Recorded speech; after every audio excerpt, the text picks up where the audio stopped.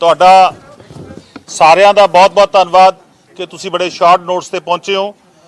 Aam Aadmi party ਕਿਸਾਨ ਸੰਘਰਸ਼ ਨੂੰ ਸਮਰਪਿਤ 21 ਮਾਰਚ ਨੂੰ ਬਾਘਾ ਪੁਰਾਣਾ ਦੇ ਵਿੱਚ ਇੱਕ ਬਹੁਤ ਵੱਡਾ ਮਹਾ ਕਿਸਾਨ ਸੰਮੇਲਨ ਕਰਾਉਣ ਜਾ ਰਹੀ ਆ, ਤਾਂ ਕਿ ਜਿਹੜਾ ਕਿਸਾਨੀ ਸੰਘਰਸ਼ ਚੱਲ ਰਿਹਾ 3 ਬਿੱਲਾਂ ਦੇ ਖਿਲਾਫ, 3 ਕਾਲੇ ਕਾਨੂੰਨਾਂ ਦੇ ਖਿਲਾਫ, 3 ਮੌਤ ਦੇ ਵਾਰੰਟਾਂ ਦੇ ਖਿਲਾਫ ਜਿਹੜਾ ਇੱਕ संघर्ष चल रहा है उन्होंने होर मजबूती मिले और होर कामयाब होवे, क्योंकि रवायती पार्टियां चाहे अकाली दल आ, चाहे बीजेपी आ, चाहे कांग्रेस आ, ये किसी ना किसी तरीके इस संघर्ष नूं तोड़ना चाहुंदियां नेगियां, इस संघर्ष नूं ढाह ला रहीआं नेगियां। सो आम आदमी पार्टी 21 मार्च नूं बाघा पुराणा दे विच एक बहुत वड्डा जिहड़ा हैगा किसान सम्मेलन करा के इस संघर्ष नूं होर मजबूती जिहड़ी प्रदान करूगी। इकल्ली आम आदमी पार्टी आ देश दे विच इकलौती आम आदमी पार्टी आ जिन्हें मोदी सरकार नूं घेरिया गा, जिन्हें बीजेपी नूं घेरिया गा। कल्ली आम आदमी पार्टी आ। तुहानूं पता होऊगा कि हुण तक जिन्नियां भी इलैक्शन होईयां नेगियां दिल्ली दे विच आम आदमी पार्टी ने मोदी साहब नूं टक्कर दित्ती आ, और मोदी साहब दे सारे मिनिस्टर एक पासे हुंदे नेगे, आम आदमी पार्टी एक पासे हुंदी आ, और आम आदमी पार्टी हमेशा जेतू बन के निकली और बड़े मैंडेट लैके उभरी आ। अज जेकर कोई टक्कर दे रहा गुजरात दे विच तां ओह आम आदमी पार्टी आ, जे अज कोई मैं पंजाब च टक्कर दे रहा तो आम आदमी पार्टी आ। डे 1 तो पहले दिन तो लैके आम आदमी पार्टी जिहड़ी आ किसानी संघर्ष दे नाल मोढे नाल मोढा जो के खड़ी आ। तुहानूं पता होगा कि दिल्ली दे विच जदों 9 स्टेडियमां नूं जेलों में तब्दील करने की गल सेंटर सरकार ने की सी, तो उस समय अरविंद केजरीवाल जी ने केंद्र सरकार की इस मंग नूं सिरे तो खारिज किया सी और कोरी ना की सी। इस तो बाद जिहड़ा लगातार उत्थे चाहे लंगर की सेवा होवे, चाहे कंबल की सेवा होवे, लगातार आम आदमी पार्टी सेवा शुरू तो लैके हुण तक निभा रही है। इस तो बिना वाईफाई की सहूलत की गल आ वो आम आदमी पार्टी ने दित्ती। इस तो गल तुहानूं पता होगा किस तरह उत्थे जिहड़ा हैगा मैडिकल एंबूलेंसां उत्थे खड़ियां नेगियां, किस तरह उत्थे असीं टेंटां दा प्रबंध कीता होया गा। लगातार आम आदमी पार्टी दिल्ली के संघर्ष नूं हैगा मजबूत कर रही है, लगातार असीं लगे होए हागे। सो हुण 21 मार्च नूं हैगा अरविंद केजरीवाल जी बाघा पुराणा आ रहे हैं कि आके इस जिहड़ा किसानी संघर्ष आ इहनूं होर किवें मजबूत करना गा, इहनूं होर किवें ताकतवर करना गा, क्योंकि लगातार बीजेपी, लगातार कांग्रेस पार्टी, लगातार अकाली दल इस संघर्ष नूं हैगा वीक करने की कोशिश कर रहा, तोड़न की कोशिश कर रहा। चाहे वह मैं सब आपदियां रैलियां, चाहे अपने कैंਡੀਡੇਟ डिक्लेयर करने की गल कर रहा है, या अकाली दल कांग्रेस जिहड़ी आ वो होर तरीके दे कह रही है कि 4 साल पूरे हो गए। अज एक भी जगह के उत्ते चाहे वह कांग्रेस आ, चाहे अकाली दल आ, चाहे बीजेपी आ, तिन्ने पार्टियां किसी न किसी रूप दे विच इस संघर्ष नूं तोड़ना चाहुंदियां नेगियां। इकल्ली आम आदमी पार्टी आ जिहड़ी कि डट के किसान दे नाल खड़ी आ। जदों दिल्ली दे विच बहुत मैं समझदा भारी ठंड के दौरान, बहुत ही माड़े मौसम के दौरान, बारिशां के दौरान, मींह के दौरान आम आदमी पार्टी जिहड़ी डट के किसान नाल खड़ी है। इन्नी कड़कवी ठंड के विच किसान उत्थे लड़ रहा। किसान मैं समझदा साडे बजुर्ग जिन्हां दी उम्र 80 साल 100 साल, साडियां मावां जिहड़े कि बजुर्ग मावां नेगियां, साडे बच्चे उत्थे लड़ रहे ने, पर लेकिन दूजे पास जिहड़ियां इह सरकारां नेगियां ये किसी ना किसी तरीके दे नाल इस संघर्ष नूं तोड़न च लगियां होईयां नेगियां। अज तक एक बार भी कैप्टन साहब ने केंद्र सरकार के खिलाफ मूँह नहीं खोलिया, एक बार भी केंद्र सरकार के खिलाफ टिप्पणी नहीं की। और दूजे पासे अरविंद केजरीवाल जी इन्नियां सहूलतां दे रहे हैं तो दूजे पासे दिल्ली की जिहड़ी केंद्र की सरकार कर रही है कि LG के ऑफिस नूं जिहड़ा कि गवर्नर जनरल का ऑफिस आ, LG का ऑफिस आ, उन्होंने होर ताकतां दे रही है। एक चुनी हुई सरकार नूं तोड़न दे काम कर रही है। एक वध अधिकार जिहड़े नेगे वो LG नूं दित्ते जा रहे हैं। उत्थे जिहड़ा हैगा मोदी साहब, उत्थे बीजेपी जिहड़ी है सीधे तौर पर अरविंद केजरीवाल जी ने टक्कर लै रही है। पर लेकिन इत्थे पंजाब के मुख्यमंत्री सब नूं पता गा कि कैप्टन साहब अंदरों लुकवे रूप दे विच बीजेपी के एजेंट वजों काम कर रहे हैं, बीजेपी के मैं समझदा वर्कर वजों काम कर रहे हैं। लगातार जदों दा संघर्ष शुरू होयागा किसी ना किसी बहाने दे विच किसानी संघर्ष नूं तोड़न की कोशिश कर रहे हैं। अज भी जदों उन्हां दी प्रैस कॉन्फ्रेंस हो रही सी, जदों कह रहे सीगे कि इस किसानी संघर्ष दे नाल जिहड़ा किसानी संघर्ष चल रहा इहदे नाल अंतरराष्ट्रीय बॉर्डर के उत्ते हथियारां की समगलिंग वधी आ, हथियारां की समगलिंग वधी है। यह गल अज की प्रैस कॉन्फ्रेंस कैप्टन साहब ने की है। यह संकेत आ कि कैप्टन साहब किते ना किते जिहड़ा हैगा पंजाबियों नूं डरा रहे हैं, किते ना किते हैगा इस किसानी संघर्ष नूं तोड़न लई जिहड़ा हैगा जद्दोजहद कर रहे हैं। उन्हां दा यह बयान इस तरह आउणा इस गल का संकेत आ कि कैप्टन साहब इस किसानी संघर्ष नूं कमजोर करना चाहुंदे नेगे, और तां ही इस तरह दे जिहड़े हैगे ने बयान दे रहे नेगे ताकि लोगों का ध्यान महंगाई तो परां हो जाए, ਤਾਂ ਕਿ ਲੋਕਾਂ ਦਾ ਧਿਆਨ ਜਿਹੜੇ 2017 ਚ ਵਾਅਦੇ ਕੀਤੇ ਸੀ ਤੋਂ ਪਰਾਂ ਹੋ ਜੇ। ਸੋ ਮੇਰਾ ਕਹਿਣ ਦਾ ਭਾਵ ਹੈਗਾ ਕਿ ਇਸ ਸਮੇਂ ਕੈਪਟਨ ਸਾਹਿਬ ਉਹੀ ਕੰਮ ਕਰ ਰਹੇ ਨੇ ਜਿਹੜਾ ਮੋਦੀ ਸਾਹਿਬ ਉਹਨਾਂ ਨੂੰ ਡਿਕਟੇਟ ਕਰਦੇ ਨੇਗੇ। ਸੋ ਆਮ ਆਦਮੀ ਪਾਰਟੀ ਜਿਹੜੀ ਹਰ ਇੱਕ ਵਿਅਕਤੀ ਨੂੰ, ਪੂਰੇ ਪੰਜਾਬੀਆਂ ਨੂੰ, ਪੂਰੇ ਪੰਜਾਬ ਦੇ ਕਿਸਾਨਾਂ ਨੂੰ, ਪੰਜਾਬ ਦੇ ਆੜ੍ਹਤੀਆਂ ਨੂੰ, ਪੰਜਾਬ ਦੇ ਵਪਾਰੀਆਂ ਨੂੰ, ਪੰਜਾਬ ਦੇ ਖੇਤ ਮਜ਼ਦੂਰਾਂ ਨੂੰ ਅਸੀਂ ਸੱਦਾ ਦਿੰਦੇ ਹਾਂ ਕਿ ਤੁਸੀਂ ਸਾਰੇ ਆਪਣੇ ਸਾਧਨਾਂ ਤੇ ਜਾਂ ਸਾਡੇ ਵੱਲੋਂ ਭੇਜੇ ਸਾਧਨਾਂ ਤੇ ਸਮੁੱਚੀ ਪੰਜਾਬੀਆਂ ਨੂੰ ਬੇਨਤੀ ਹੈ ਮੇਰੀ ਕਿ ਸਾਰੇ ਜਣੇ 21 ਮਾਰਚ ਨੂੰ ਠੀਕ 11 ਵਜੇ ਅਰਵਿੰਦ ਕੇਜਰੀਵਾਲ ਜੀ ਬਾਘਾ ਪੁਰਾਣਾ ਪਹੁੰਚਣਗੇ। ਉੱਥੇ ਪਹੁੰਚ ਕੇ ਉਹਨਾਂ ਨਾਲ ਆਪਣੇ ਵਿਚਾਰ ਸਾਂਝੇ ਕਰੋ ਤਾਂ ਕਿ ਆਪਾਂ ਪੰਜਾਬ ਦਾ ਜਿਹੜਾ ਕਿਸਾਨੀ ਸੰਘਰਸ਼ ਚੱਲ ਰਿਹਾ, ਜਿਹੜਾ ਦੇਸ਼ ਦਾ ਕਿਸਾਨੀ ਸੰਘਰਸ਼ ਚੱਲ ਰਿਹਾ, ਇਹਨੂੰ ਹੋਰ ਤਾਕਤ ਦੇ ਸਕੀਏ, ਇਹਨੂੰ ਹੋਰ ਬਲ ਦੇ ਸਕੀਏ ਔਰ ਮੋਦੀ ਸਾਹਿਬ ਦੀ ਸਰਕਾਰ ਨੂੰ ਗੋਡਿਆਂ ਭਰਨੇ ਕਰ ਸਕੀਏ। ਦੇਸ਼ ਦੇ ਵਿੱਚ ਜੇਕਰ ਕੋਈ ਵਾਹਦ ਇੱਕੋ ਇੱਕ ਲੀਡਰ ਆ ਅਰਵਿੰਦ ਕੇਜਰੀਵਾਲ ਜਿਹੜਾ ਮੋਦੀ ਸਾਹਿਬ ਨੂੰ ਟੱਕਰ ਦੇ ਰਿਹਾ ਨੇ, ਸਾਰੇ ਲੀਡਰਾਂ ਨੇ, ਸਾਰੇ ਦੇਸ਼ ਦੇ ਲੀਡਰਾਂ ਨੇ ਮੋਦੀ ਸਾਹਿਬ ਦੇ ਅੱਗੇ ਸਰੈਂਡਰ ਕੀਤਾ ਹੋਇਆ ਹੈਗਾ। ਮੋਦੀ ਸਾਹਿਬ ਅੱਗੇ ਬਿਲਕੁਲ ਬੋਲਣ ਦੀ ਜ਼ਰੂਰਤ ਨਹੀਂ ਰੱਖਦੇ ਹੈਗੇ। ਸੋ ਮੇਰੀ ਸਭ ਨੂੰ ਬੇਨਤੀ ਆ ਕਿ ਆਓ 21 ਮਾਰਚ ਨੂੰ 11 ਵਜੇ ਜਿਹੜਾ ਹੈਗਾ ਬਾਘਾ ਪੁਰਾਣਾ ਤੁਸੀਂ ਆਪਣੇ ਸਾਧਨਾਂ ਤੇ ਪਹੁੰਚੋ, ਸਾਡੇ ਸਾਧਨਾਂ ਤੇ ਪਹੁੰਚੋ ਤਾਂ ਕਿ ਆਪਾਂ ਇੱਕ ਮਹਾ ਕਿਸਾਨ ਸੰਮੇਲਨ ਨੂੰ ਹੋਰ ਤਾਕਤਵਰ ਬਣਾ ਕੇ ਔਰ ਮੋਦੀ ਸਾਹਿਬ ਨੂੰ ਸਭ ਕੁਝ ਸਿਖਾ ਸਕੀਏ। ਐਨੀ ਕੁਐਸਚਨ ਜੀ?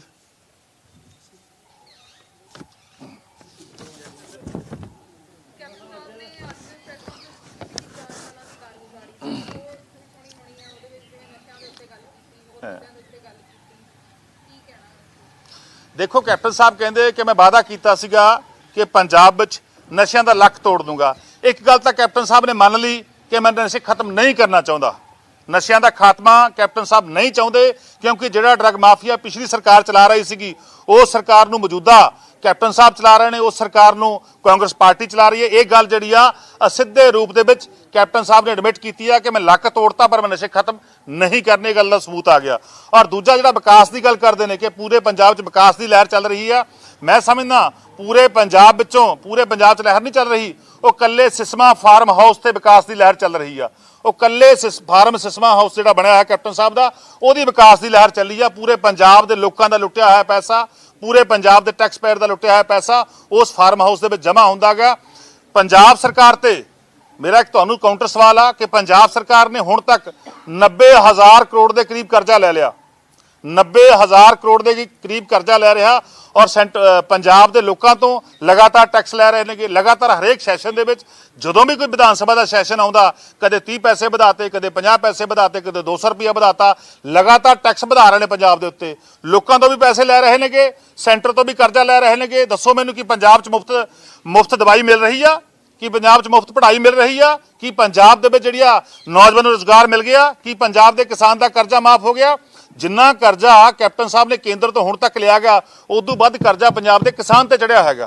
90,000 करोड़ रुपये के कर्जे की आपां कोट करते हुंदे सीगे 2017 के इलैक्शन दे विच भी 90,000 करोड़ का कर्जा किसान ते आ। 90,000 तो उपर का करोड़ का कर्जा कैप्टन साहब ने सेंटर तो ले लिया। अज पंजाब दा बच्चे ते कर्जे ना बाल बच्चे दा बन्निया पै गया। अज पंजाब दा ये कहते विकास की लहर चल रही है। विकास की लहर तां फार्म सिसमा फार्म हाउस वाल नूं जा रही आ, उधर नूं जिहड़ा हैगा उहदी लहर बनी हुई हैगी।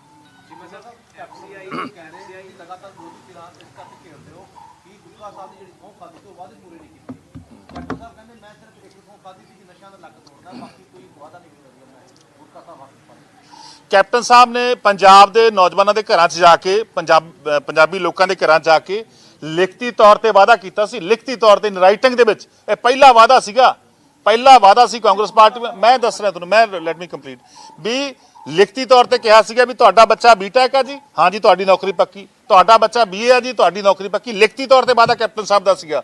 और दूजा वादा सी किसानों के नाल कि किसानी कर्जा जिहड़ा हैगा टोटल कर्जा माफ करूंगा, चाहे प्राइवेट बैंकों का, चाहे सहकारी बैंकों का, चाहे सरकारी बैंकों का, सारा कर्जा माफ करूंगा। हुण नगूणी जी राशि माफ करके कहंदे कि मैं वादा पूरा करता गया। सो मैं समझदा कैप्टन साहब ने एक भी वादा जिहड़ा कि पंजाब नाल पंजाबियों ने कीता सी, एक भी वादा पूरा नहीं कीता हैगा। हुण जाली फर्जी नकली अंकड़े दे के जिहड़ा हैगा वो अपनी जिहड़ी पिठ थपता रहे हैं कि मैं पूरे करते। बिल्कुल झूठ बोल रहे हैं कैप्टन साहब, एक भी वादा पूरा नहीं होया। मेरी तुहानूं सारिआं नूं बेनती है कि आओ आपां निकलदे हां पंजाब वल नूं, पिंडां जाने आ, जाके देखदे किहड़ी विकास की लहर चल रही है। जाके देखो कि शाम नूं किस तरह जिहड़ी आ हरियाणे की शराब, किस तरह 2 नंबर की शराब, किस तरह बाहरली फैक्ट्री की शराब पंजाब बेची जा रही होंदी हैगी।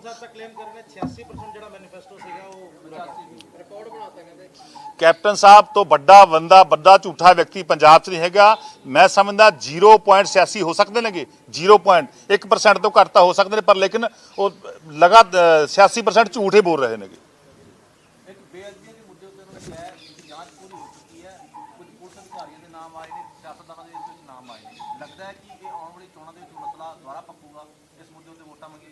देखो 2015 ਤੋਂ ਲੈ ਕੇ 2017 ਤੱਕ ਪੰਜਾਬ ਵਿੱਚ ਵੱਡੀ ਪੱਧਰ ਤੇ ਗੁਰੂ ਗ੍ਰੰਥ ਸਾਹਿਬ ਦੀ ਧਾਰਮਿਕ ਗ੍ਰੰਥਾਂ ਦੀ ਬੇਅਦਬੀ ਹੋਈ ਹੈ, ਕੋਈ ਸ਼ੱਕ ਨਹੀਂ ਪੰਜਾਬ 'ਚ ਹੋਈ ਆ। ਉਸ ਸਮੇਂ ਦੀ ਸਰਕਾਰ, ਅਕਾਲੀ ਦਲ ਦੀ ਸਰਕਾਰ, ਬੀਜੇਪੀ ਦੀ ਸਰਕਾਰ ਜਿਹੜੀ ਆ ਉਹ ਬੁਰੀ ਤਰ੍ਹਾਂ ਉਸ ਸਮੇਂ ਫੇਲ ਹੋਈ ਆ। ਇੱਕ ਵੀ ਦੋਸ਼ੀ ਨਹੀਂ ਫੜਿਆ ਔਰ ਪੰਜਾਬ ਦੇ ਲੋਕਾਂ ਨੇ ਉਹਨਾਂ ਨੂੰ ਸਬਕ ਸਿਖਾਤਾ ਸੀਗਾ।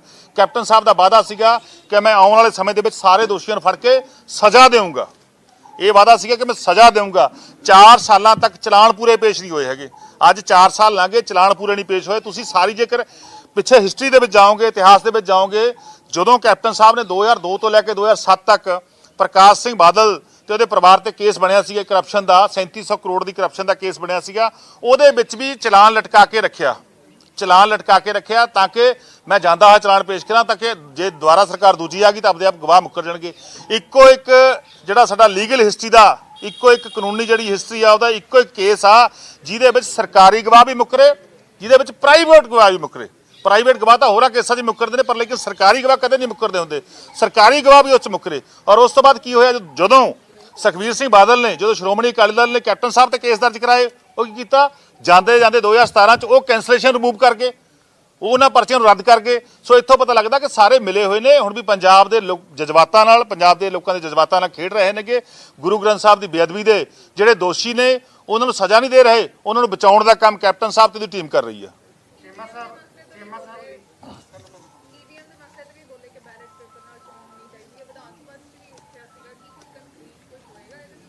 ਦੇਖੋ ਮੈਂ ਸਮਝਦਾ ਪੰਜਾਬ ਸਰਕਾਰ ਨੂੰ ਬਿਆਨਬਾਜ਼ੀ ਛੱਡ ਕੇ ਜਿਹੜਾ ਹੈਗਾ ਚਾਹੀਦਾ ਗਾ ਕਿ ਪੰਜਾਬ ਦੀ ਵਿਧਾਨ ਸਭਾ ਦਾ ਸਪੈਸ਼ਲ ਸੈਸ਼ਨ ਬੁਲਾ ਕੇ ਈਵੀਐਮ ਤੇ ਪੰਜਾਬ 'ਚ ਬੈਨ ਲਾਉਣਾ ਚਾਹੀਦਾ ਗਾ। ਆਹ ਇਲੈਕਸ਼ਨਾਂ ਆਪ ਖੁਦ ਜਿਹੜੀਆਂ ਮਿਊਨਿਸਪਲ ਕਮੇਟੀ ਦੇ ਇਲੈਕਸ਼ਨਾਂ ਹੋਈਆਂ ਨੇ ਕੈਪਟਨ ਸਾਹਿਬ ਨੇ ਉਹ ਤਾਂ ਈਵੀਐਮ ਤੇ ਕਰਾਈਆਂ ਨੇਗੀਆਂ।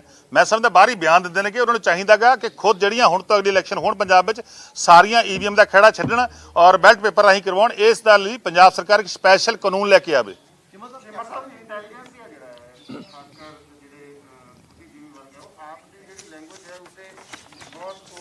ਦਿੱਲੀ ਸਰਕਾਰ ਦੀ ਖਾਸ ਕਰ ਬਜਟ ਜਿਹੜਾ ਲੈ ਕੇ ਆਏ ਉਹਨੂੰ ਦੇਸ਼ ਭਗਤੀ ਬਜਟ ਕਹਿੰਦੇ ਆ ਕਿ ਸਕੂਲ ਐਜੂਕੇਸ਼ਨ ਬੋਰਡ ਜਿਹੜਾ ਬਣਾਇਆ ਦਿੱਲੀ ਨੇ, ਉਹ ਕਹਿੰਦੇ ਉੱਥੇ ਕੱਟੜ ਦੇਸ਼ ਭਗਤ ਤਿਆਰ ਕਰਨੇ ਅਸੀਂ।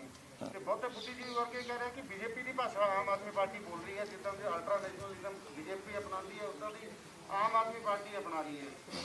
ਦੇਖੋ ਇਕੱਲੀ ਆਮ ਆਦਮੀ ਪਾਰਟੀ ਆ ਜਿਹਨੇ ਸਭ ਤੋਂ ਵੱਡਾ ਬੀੜਾ ਚੁੱਕਿਆ ਗਿਆ ਕਿ ਅਸੀਂ ਕੁਆਲਿਟੀ ਦੀ ਐਜੂਕੇਸ਼ਨ ਦੇਵਾਂਗੇ। ਇਕੱਲੀ ਆਮ ਆਦਮੀ ਪਾਰਟੀ ਆ ਜਿਹੜਾ ਇਹ ਗੱਲ ਕਹਿੰਦੀ ਆ ਕਿ ਅਸੀਂ ਜਿਹੜਾ ਹੈਗਾ ਨੈਸ਼ਨਲਿਜ਼ਮ ਦਾ ਪਾਠ ਬੱਚਿਆਂ ਨੂੰ ਪੜ੍ਹਾਵਾਂਗੇ ਤਾਂ ਕਿ ਬੱਚੇ ਜਿਹੜੇ ਹੈਗੇ ਨੇ ਦੇਸ਼ ਨੂੰ ਸਮਰਪਿਤ ਹੋਣ। ਬੱਚੇ ਜਿਹੜੇ ਹੈਗੇ ਨੇਗੇ ਉਹ ਐਂਟੀ ਨੈਸ਼ਨਲਿਸਟ ਜਿਹੜੀਆਂ ਗੱਲਾਂ ਲੋਕ ਕਰਦੇ ਨੇਗੇ, ਜਿਹੜੀ ਬੀਜੇਪੀ ਕਰਦੀ ਆ ਜਾਂ ਦੂਜੀਆਂ ਪਾਰਟੀਆਂ ਕਰਦੀਆਂ, ਤੋਂ ਦੂਰ ਰਹਿਣ। ਸੋ ਆਮ ਆਦਮੀ ਪਾਰਟੀ ਤਾਂ ਬੱਚਿਆਂ ਨੂੰ ਇੱਕ ਅੱਛਾ ਭਵਿੱਖ ਬਣਾਉਣ ਦੇ ਲਈ ਕੁਆਲਿਟੀ ਦੀ ਐਜੂਕੇਸ਼ਨ ਦੇ ਰਹੀ ਆ। ਜੇਕਰ ਕੁਆਲਿਟੀ ਦੀ ਐਜੂਕੇਸ਼ਨ ਦੇ ਰਹੀ ਆ ਤਾਂ ਉਹਨੂੰ ਉਲਟੇ ਢੰਗ ਨਾਲ ਦੇਖਿਆ ਜਾ ਰਿਹਾ। ਸੋ ਆਮ ਆਦਮੀ ਪਾਰਟੀ ਤਾਂ ਬੱਚਿਆਂ ਦਾ ਭਵਿੱਖ ਬਣਾਉਣ ਦੇ ਲਈ, ਬੱਚਿਆਂ ਨੂੰ ਦਾ ਹੈਗਾ ਸਾਡੀ ਜਿਹੜੀ ਆਉਣ ਵਾਲੀ ਜਨਰੇਸ਼ਨ ਆ ਉਹਨੂੰ ਦੇਸ਼ ਪ੍ਰਤੀ ਸਮਰਪਿਤ ਹੋਣ ਦੀ ਭਾਵਨਾ ਪੈਦਾ ਕਰਨ ਦੀ ਜਿਹੜੀ ਐਜੂਕੇਸ਼ਨ ਦੇ ਰਹੀ ਹੈ।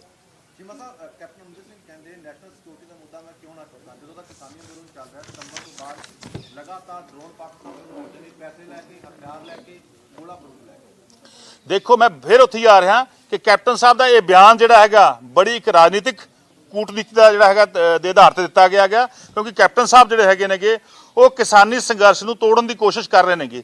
ਜਦੋਂ ਦੇਸ਼ ਦੇ ਹੋਮ ਮਿਨਿਸਟਰ ਅਮਿਤ ਸ਼ਾਹ ਕੋਲੇ ਗਏ ਸੀਗੇ, ਜਦੋਂ ਇੱਕੋ ਵਾਰ ਮਿਲ ਕੇ ਆਏ ਨੇ ਕੈਪਟਨ ਸਾਹਿਬ ਅਮਿਤ ਸ਼ਾਹ ਨੂੰ, ਤਾਂ ਮਿਲ ਕੇ ਬਾਹਰ ਤੁਹਾਡੇ ਜਰੀਏ ਪ੍ਰੈਸ ਦੇ ਇੱਕੋ ਗੱਲ ਕਹੀ ਸੀਗੀ ਕਿ ਪੰਜਾਬ ਦੀ ਦੇਸ਼ ਦੀ ਇੰਟਰਨਲ ਤੇ ਐਕਸਟਰਨਲ ਸਿਕਿਉਰਿਟੀ ਜਿਹੜਾ ਖਤਰਾ ਗਿਆ ਇਸ ਸੰਘਰਸ਼ ਦੇ ਵਿੱਚੋਂ। ਸੋ ਅੱਜ ਵੀ ਉਹੀ ਗੱਲ ਦੁਹਰਾ ਕੇ ਕਿਤੇ ਨਾ ਕਿਤੇ ਜਿਹੜਾ ਹੈਗਾ ਬੀਜੇਪੀ ਦੇ ਏਜੰਟ ਵਜੋਂ ਅੱਜ ਜਿਹੜਾ ਹੈਗਾ ਉਹਨਾਂ ਦੀ ਇਹ ਕੰਮ ਕੀਤਾ ਗਿਆ। ਪਰ ਕੈਪਟਨ ਸਾਹਿਬ ਤਾਂ ਇਹ ਕਹਿੰਦੇ ਨੇ 2022 ਦੇ ਵਿੱਚ ਸਾਡਾ ਇਹ ਮੁੱਖ ਮੁੱਦਾ ਰਹੇਗਾ ਕਿ ਪੰਜਾਬ ਦੇ ਵਿੱਚ ਅਸੀਂ ਸ਼ਾਂਤੀ ਬਰਕਰਾਰ ਰੱਖੀਏ।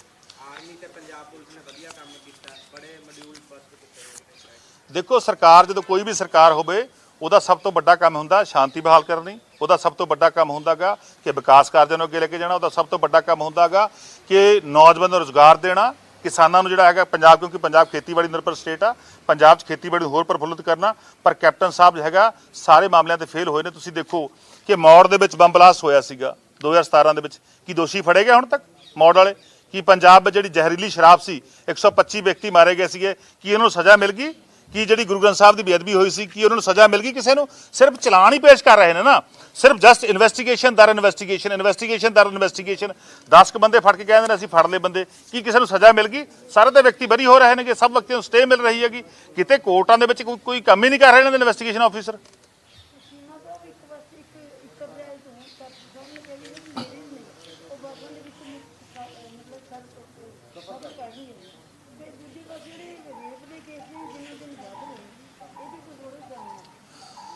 ਦੇਖੋ ਫਿਰ ਉਹੀ ਗੱਲ ਆ ਗਈ ਕਿ ਅਮਨ ਕਾਨੂੰਨ ਦੀ ਗੱਲ ਫੇਰ ਆ ਗਈ, law and order the situation ਫੇਰ ਆ ਗਈ।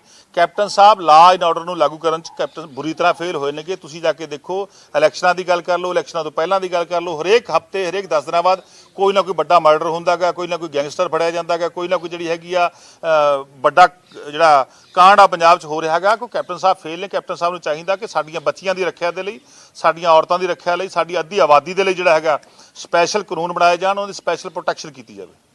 ਸਵਾਲ ਜਿਹੜੇ ਚੱਕੇ ਜਾ ਰਹੇ ਆ, ਲੇਕਿਨ ਜਦੋਂ ਲੋਕ ਸਭਾ ਦੇ ਵਿੱਚ 4 ਮੈਂਬਰ ਸੀਗੇ, ਹੁਣ 2 ਰਹਿ ਗਏ, ਵਿਧਾਨ ਸਭਾ ਦੇ ਵਿੱਚ 20 ਸੀਗੇ, ਹੁਣ 13 ਰਹਿ ਗਏ, ਤਾਂ ਤੁਹਾਡੇ ਉੱਤੇ, ਤੁਹਾਡੀ ਕ੍ਰੈਡੀਬਿਲਿਟੀ ਦੇ ਉੱਤੇ ਕਿਵੇਂ ਲੋਕੀ ਭਰੋਸਾ ਕਰਦੇ? ਦੇਖੋ, ਆਮ ਆਦਮੀ ਪਾਰਟੀ ਨੇ ਪਹਿਲੀ ਵਾਰ ਇਲੈਕਸ਼ਨ ਲੜੀ 2017 ਦੇ ਵਿੱਚ, ਵਿਧਾਨ ਸਭਾ ਦੀ ਪਹਿਲੀ ਵਾਰ ਇਲੈਕਸ਼ਨ ਲੜੀ ਔਰ ਪਹਿਲੀ ਵਾਰ ਪੰਜਾਬ ਦੇ ਲੋਕਾਂ ਨੇ ਸਾਨੂੰ ਵਿਰੋਧੀ ਧਿਰ ਦਾ ਰੋਲ ਨਿਭਾਉਣ ਦਾ ਮੌਕਾ ਦਿੱਤਾ। ਬਿਲਕੁਲ ਅਸੀਂ ਉਹ ਰੋਲ ਨਿਭਾ ਰਹੇ ਹਾਂਗਾ। ਕੁਛ ਨਾ ਕੁਛ ਲੋਕ ਜਿਹੜੇ ਹੁੰਦੇ ਨੇ, ਮੌਕਾ ਪ੍ਰਸਤ ਲੋਕ ਹੁੰਦੇ ਨੇ, ਕਿ ਉਹ ਆ ਜਾਂਦੇ ਨੇ ਕਿ ਪਾਰਟੀਆਂ ਦੇ ਵਿੱਚ, ਉਹਨਾਂ ਨੂੰ ਬਾਹਰ ਦਾ ਰਸਤਾ ਚਲੇ ਗਏ। ਉਹ ਕਾਫੀ ਹੋ ਗਏ, ਲੇਕਿਨ ਨਹੀਂ ਕੋਈ ਗੱਲ ਨਹੀਂ। ਤੁਸੀਂ ਦੇਖੋਗੇ 2022 ਦੇ ਵਿੱਚ ਆਮ ਆਦਮੀ ਪਾਰਟੀ ਜਿਹੜੀ ਮਜ਼ਬੂਤੀ ਦਾ ਕੰਮ ਕਰ ਰਹੀ ਹੈ, ਸਾਡਾ ਸੰਗਠਨ ਜਿਹੜਾ ਹੈਗਾ ਬੜਾ ਮਜ਼ਬੂਤ ਹੋ ਰਿਹਾ ਹੈਗਾ। ਜਿਹੜੀਆਂ ਮਾੜੀਆਂ ਮੋਟੀਆਂ ਗਲਤੀਆਂ ਸਾਤੋਂ 2017 'ਚ ਹੋਈਆਂ ਦੂਰ ਕਰਕੇ 2022 ਦੇ ਵਿੱਚ ਪੰਜਾਬ ਸਰਕਾਰ ਬਣਾਵਾਂਗੇ।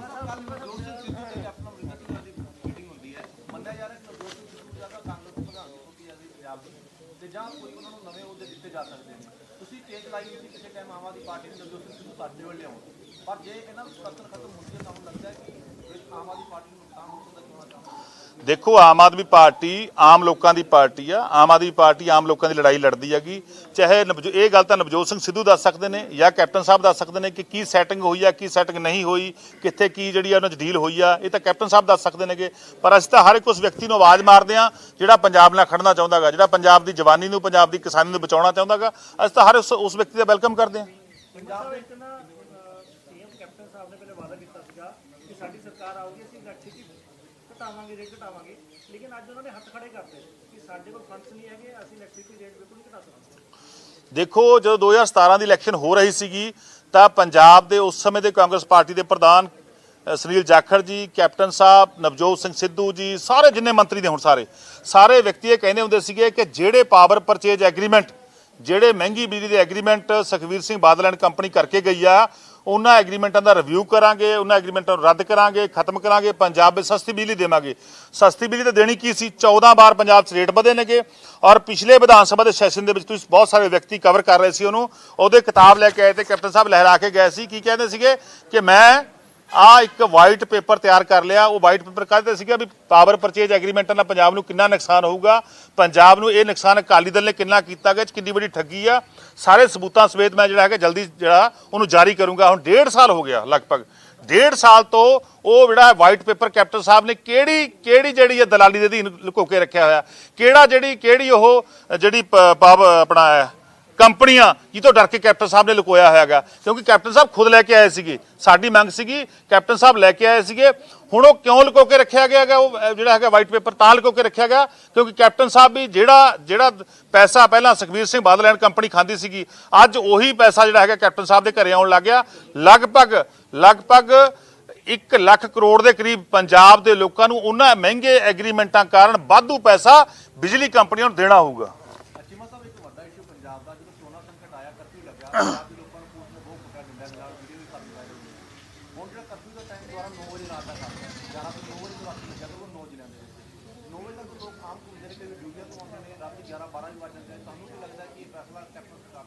ਮੈਨੂੰ ਗੱਲ ਸਮਝ ਆਉਂਦੀ ਕਿ ਇਕੱਲਾ ਕਰੋਨਾ ਰਾਤ ਨੂੰ ਆਉਂਦਾ, ਦਿਨ ਚ ਆਉਂਦਾ ਨਹੀਂ ਹੈਗਾ। ਦਿਨ ਦੇ ਵਿੱਚ ਤਾਂ ਇੰਨੀ ਵੱਡੀ ਪੱਧਰ ਤੇ ਲੋਕ ਤੁਰੇ ਫਿਰਦੇ ਨੇ। ਸੋ ਮੇਰਾ ਐਂ ਲੱਗਦਾ ਗਾ ਕਿ ਕਰੋਨਾ ਜਿਹੜਾ ਹੈਗਾ ਉਹ ਰਾਤ ਨੂੰ ਆਉਂਦਾ ਗਾ ਔਰ ਪੁਲਿਸ ਤੋਂ ਡਰਦਾ ਗਾ, ਇਕੱਲਾ ਪੁਲਿਸ ਤੋਂ ਡਰਦਾ, ਇਕੱਲਾ ਕਰਫਿਊ ਤੋਂ ਡਰਦਾ ਗਾ। ਤਾਂ ਉਹ ਜਿਹੜਾ ਹੈਗਾ ਇਸ ਤਰ੍ਹਾਂ ਦੇ ਐਲਾਨ ਕਰ ਰਹੇ ਨੇ। ਕੈਪਟਨ ਸਾਹਿਬ ਨੂੰ ਚਾਹੀਦਾ ਸੀ ਕੋਈ ਕੰਕਰੀਟ ਐਲਾਨ ਕਰਦੇ, ਕੋਈ ਇਸ ਕੋਵਿਡ ਨਾਲ ਨਜਿੱਠਣ ਦੇ ਲਈ, ਇਸ ਕਰੋਨਾ ਨਾਲ ਨਜਿੱਠਣ ਦੇ ਲਈ ਕੋਈ ਅੱਛੇ ਹਸਪੀਟਲ ਬਣਦੇ, ਕੋਈ ਅੱਛਾ ਸਾਡੀਆਂ ਜਿਹੜੀਆਂ ਡਾਕਟਰ ਭਰਤੀ ਹੁੰਦੇ, ਨਰਸਾਂ ਭਰਤੀ ਹੁੰਦੀਆਂ, ਕੋਈ ਕੋਵਿਡ ਦਾ ਵੈਕਸੀਨ ਜਿਹੜਾ ਹੈਗਾ ਲਗਾਉਣਾ ਸੀਗਾ ਉਹ ਵੱਡੀ ਪੱਧਰ ਤੇ ਲਗਾਇਆ ਜਾਂਦਾਗਾ। ਸੋ ਕੈਪਟਨ ਸਾਹਿਬ ਆਪਣਾ ਬੇਸਿਕ ਜਿਹੜਾ ਇਨਫਰਾਸਟ੍ਰਕਚਰ ਹੈਗਾ ਖਾਸ ਤੌਰ ਤੇ ਹੈਲਥ ਦਾ ਉਹਦੇ ਚ ਫੇਲ ਹੋਏ ਨੇਗੇ। ਸੋ ਹੁਣ ਇਹ ਕਰਫਿਊ ਲਾ ਕੇ ਲੋਕਾਂ ਦਾ ਧਿਆਨ ਦੂਜੇ ਪਾਸੇ ਖਿੱਚਣਾ ਚਾਹੁੰਦੇ ਨੇਗੇ ਤਾਂ ਕਿ ਰਾਤ ਨੂੰ ਜਿਹੜਾ ਮਾਫੀਆ ਚਲਾਇਆ ਜਾ ਸਕੇ। ਹੈ ਜੀ ਕਿਸਾਨ ਅੰਦੋਲਨ ਦੀ ਗੱਲ ਕਰੀਏ, ਇੰਨਾ ਲੰਮਾ ਸਮਾਂ ਅੰਦੋਲਨ ਚੱਲਦੇ ਨੇ, ਉੱਥੇ ਕੋਰੋਨਾ ਫੈਲਿਆ ਨਹੀਂ, ਬੰਦੇ ਠੀਕ ਠਾਕ ਨੇ, ਪੱਤਰਕਾਰ ਵੀ ਜਾਂਦੇ, ਉਹ ਵੀ ਠੀਕ ਠਾਕ ਵਾਪਸ ਆ ਜਾਂਦੇ ਨੇ। ਜਿਸ ਹਿਸਾਬ ਨਾਲ ਕੋਰੋਨਾ ਦਾ ਖੌਫ ਪੈਦਾ ਕੀਤਾ ਜਾ ਰਿਹਾ, ਤੁਹਾਨੂੰ ਲੱਗਦਾ ਹੈ ਕਿ ਉਹਨਾਂ ਖੌਫ ਪੈ ਜਾਏਗਾ? ਦੇਖੋ ਇਹ 'ਚ ਕੋਈ ਸ਼ੱਕ ਨਹੀਂ ਕਿ ਕਰੋਨਾ ਹੈਗਾ, ਕਰੋਨਾ ਵਾਇਰਸ ਬਿਲਕੁਲ ਹੈਗਾ, ਪਰ ਲੇਕਿਨ ਇਹ ਤੁਹਾਡੀ ਬਾਡੀ ਤੇ ਡਿਪੈਂਡ ਕਰਦਾਗਾ, ਤੁਹਾਡੇ ਤੇ ਡਿਪੈਂਡ ਕਰਦਾ ਕਿ ਤੁਸੀਂ ਆਪਣੇ ਆਪ ਨੂੰ ਕਿਵੇਂ ਜਿਹੜਾ ਹੈਗਾ ਸੁਰੱਖਿਅਤ ਰੱਖਦੇ ਹੋ। ਇਹ ਤੁਹਾਡੇ ਤੇ ਡਿਪੈਂਡ ਕਰਦਾਗਾ ਸਾਰਿਆਂ ਤੇ। ਜਿਹੜੇ ਕਿਸਾਨ ਬੈਠੇ ਨੇ ਬਿਲਕੁਲ ਸੁਰੱਖਿਅਤ ਬੈਠੇ ਨੇ, ਕੋਈ ਸ਼ੱਕ ਨਹੀਂਗਾ, ਪਰ ਲੇਕਿਨ ਸਰਕਾਰ ਨੂੰ ਜਿਹੜਾ ਹੈਗਾ ਇਸ ਬਿਮਾਰੀ ਦਾ ਵੱਡੀ ਪੱਧਰ ਤੇ ਇਲਾਜ ਕਿਵੇਂ ਕਰਨਾਗਾ ਉਹਦੇ 'ਚ ਸਰਕਾਰ ਕੈਪਟਨ ਸਾਹਿਬ ਬੁਰੀ ਤਰ੍ਹਾਂ ਫੇਲ ਹੋਏ ਨੇ। ਥੈਂਕ ਯੂ ਜੀ।